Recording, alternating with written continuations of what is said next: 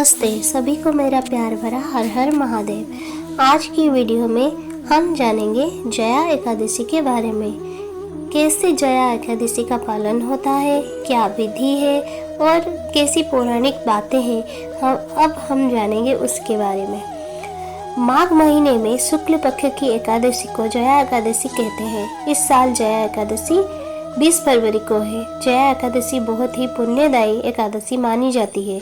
इस एकादशी का व्रत करने से सभी तरह के पापों से मुक्ति मिल जाती है। अतः शास्त्रों के अनुसार इस एकादशी का व्रत करने से मनुष्य को भूत प्रेत पिशाच से मुक्ति मिल जाती है। मान्यता के अनुसार जो कोई भक्त जया एकादशी व्रत का पालन सच्ची श्रद्धा के साथ करता है, उसे पुण्य की प्राप्ति होती है।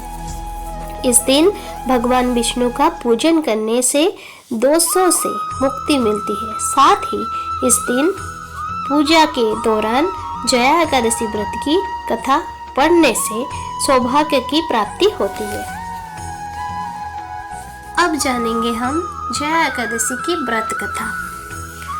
क्या है इसकी मान्यताएं? ऐसी पौराणिक कथा है कि धर्मराज युधिष्ठिर भगवान श्री कृष्ण से पूछते हैं कि माघ मास की एकादशी का क्या महत्व है।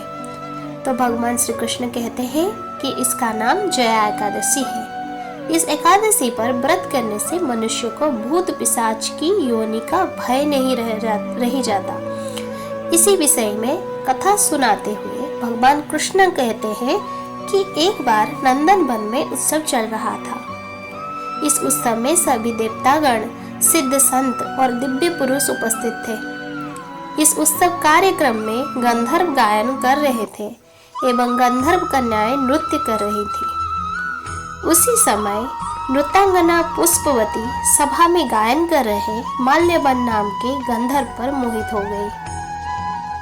अपने प्रबल आकर्षण के कारण वह सभा की मर्यादा को भूल गई और इस प्रकार नृत्य करने लगी कि माल्यवन उसकी ओर आकर्षित हो जाए। माल्यवन भी उसकी ओर आकर्षित हुई बिना न रह सका।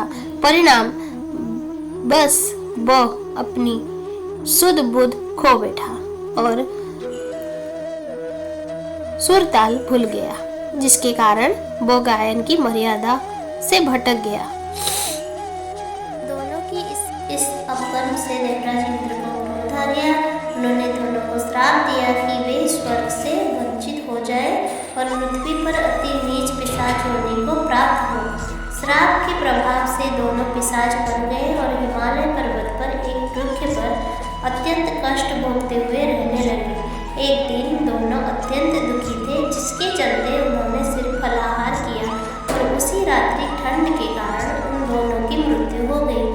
संयोग से उस दिन माघ शुक्ल पक्ष की एकादशी तिथि थी। इस प्रकार से अनजाने में जया एकादशी का व्रत हो जाने के कारण दोनों को पिशाच योनि से मुक्ति प्राप्त हो गई, जिसके बाद वे पहले से भी अधिक सौंदर्यवान हुए और पुनः स्वर्गलोक में स्थान प्राप्त हुआ। देवराज इंद्र दोनों को देखकर आश्चर्यचकित हो गए। तब उन्होंने पूछा कि वे श्राप मुक्ति कैसे हुए, जिस पर गंधर्व ने बताया कि यह भगवान विष्णु की जया एकादशी का प्रभाव है। उसी दिन से जया एकादशी का प्रभाव और फल के बारे में सबको मालूम लगने लगा।